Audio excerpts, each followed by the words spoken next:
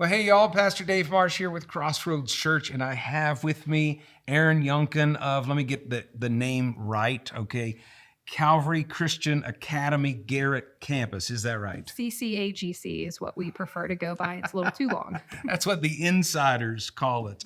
Hey, it's good to have you here. Thank you. You just came off of a busy teaching day. We did. Yep. It's almost the end of the school year. We've got about 4 weeks left, so it's a little wild. I'm sure the kids are excited, and It's a good word. and the teachers are Yeah. as well. Yeah. Well, Erin, a lot of folks watching may know you, but a lot of folks may not. And this might be the first time that some folks are hearing that, hey, there's a Christian school in Garrett County. Yeah. And so we just want to tell them a little bit about it. If you can kind of give us, a little snapshot of what's happening at the Garrett County campus. Yeah, so we partnered with Calvary Christian Academy in Cresaptown. This is our third year as a full school up here. And this year we've got grades pre-K through 7th, and next year we're going to be adding 8th grade on. So it's been really cool to see it grow. We started with kindergarten through 5th grade, and from there we've added grades every year to get where we're at now. We are at Cherry Glade Mennonite Church. We're kind of in the upstairs part of that. They've been awesome about kind of loaning out their space to us and letting us take over during the weekdays, and just kind of being able to grow from there. Yeah, it's been really cool. A number of years ago, there was a small group of us that started getting together on a, it wasn't a real regular basis, but once a year, a couple times a year, and just talking and praying and saying, hey, what could it look like for Christian education options to open in Garrett County? Your brother was one of those. Yeah. And so that's kind of where I got to know him, and then later got to know you. And then out of that, of course, COVID happened, and the world changed for everybody, and it changed education a whole lot. So much. And you got real innovative. What did you do to kind of meet the challenges of COVID? So let me just start by saying that I am not a risk-taking kind of person at all. Okay. So everything that happened is kind of way outside of my character of what I prefer to be. I like to know exactly what my paycheck is and when it's coming and all of those things, and Nice. have everything kind of planned out. I was working in the public school, and I loved my job. My kids went to the school that I worked in, and they were doing great there too. I did not have any complaints that way. When school closed for COVID, I was actually on maternity leave. So I came back to work virtually with a newborn, a first grader trying to do virtual school, a pre-Ker trying to do virtual school. Sounds fun. It was not. And I was teaching 4th grade online. So we made it through. It was really, really hard. And so I was like, all right, we made it through. We're good. We're good to go for next year. And then next year, school was going to open virtually. And more than anything, it was my son who was going to be in kindergarten, and you've met him. Yes. Yeah. He's great. He's not a virtual school kind of kid. Mhm. And I was really afraid of setting him up to hate school. Yeah. And the teacher that he was going to have was great, but great in person for him. It would not have been great online, not because of her, but because of the setup. And I just kept envisioning our life of me at one end of the table and him at the other end of the table, both computer screens up, and just like, why am I doing this? We could just do it together, and it would be so much better. So it was really, really hard for me to decide what to do because, like I said, I'm not a risk taker. But I decided to quit my job, and because I wanted to homeschool my kids.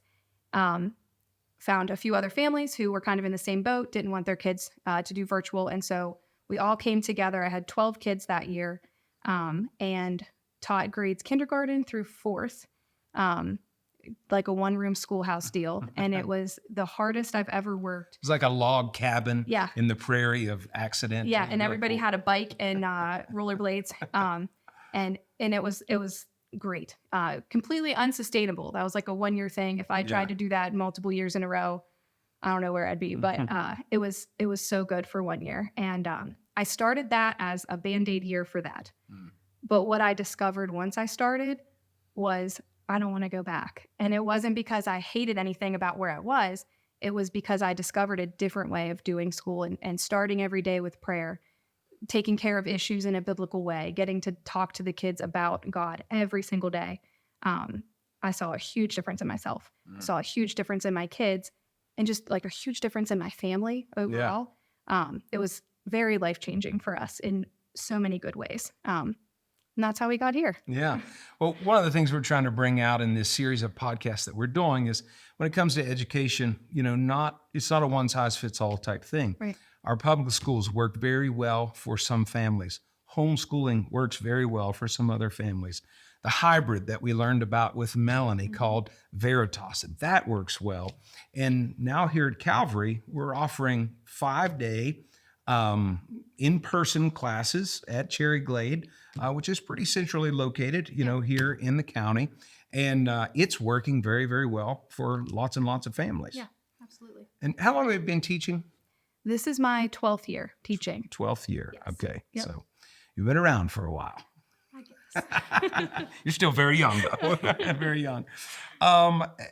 Let's talk about kind of the philosophy of education at Calvary. Because Calvary, kind of the what do we want to call it? The parent branch there in Crescenttown. They've been around for many, many years. 50 years. 50 years, been very, very successful. We are blessed to be able to kind of partner with them, and they helped us in so many ways and still do. But share with us kind of the philosophy of education in Calvary. So kind of the main difference that would be between the public school and us is just the biblical foundation behind every subject. So we have Bible class every day, sure. But we also have Bible tied into math, and we have Bible tied into English and history. And once you start doing that, you see how it really does fit into everything. And it's just a neat perspective to take on so many different subjects. It's not a separate thing. The Bible is really overarching over all of our life, rather than just, it's Sunday, we learn about the Bible, and, we learn about the other stuff the other days. And that's what's been really cool for me to see, is to watch the kids be able to, you read something in history and they're throwing it back to what they learned in Bible too. Yeah. So really it's taking God's word and it fits in your entire worldview then. Yep. So which is awesome and very important for a lot of families. Going into, the fall in the next school year, what grades do we have available? We'll have pre-K 3 through 8th grade. So right now we have our pre-K 4 class is full. So is kindergarten, 1st and 2nd. The other classes we do have some openings in those. And the classes that are full, we're taking kids and putting them on the wait list. If somebody decides not to come before the end of the year, we just kind of go down through the wait list and call those kids as we can. Yeah. As we mentioned, the school is currently housed at Cherry Glade Church. But one of the beautiful things about this whole journey that we've been on is, it's not a Crossroads church or a school. It's not a Cherry Glade school. It really is a cooperative of a lot of different churches, a lot of different parts of our county coming together. Absolutely. And these families, they just share that same vision, a Christ-centered education for their kids. And it's been beautiful to watch. I mean, Cherry Glade, they've done incredible things with their facility in order to accommodate and a whole new addition, and those classrooms are just beautiful, and it worked out great. You got a playground there. It's a great setting. I know the kids are enjoying it. I know the parents are enjoying it. And for those who are listening today, maybe it's something that you've been thinking about, and you're wondering, hey, would this be right for our family? Erin, what would be the best way for them to get some more information, get in contact with you, and get some of those questions answered? So we have a revamped website. It is www.ccagc.com. We're going to put up a graphic. Yeah, stick that at the bottom there. And there's links on there to contact us. The school phone number is on there as well. But we would love to answer any questions that anybody has. Or, just even if people want to come see the school, take a tour, we're happy to do that too. Yeah. Awesome. The school's been very active in the community. There are fundraisers, fish fries. You've been putting on plays. There's, field trips, all that sort of stuff. And you guys are out there and becoming more and more well-known. But again, if you have any specific questions, go to the website, get a hold of Erin. She can answer any questions that you have. And we just appreciate you joining us today. Be blessed, everybody.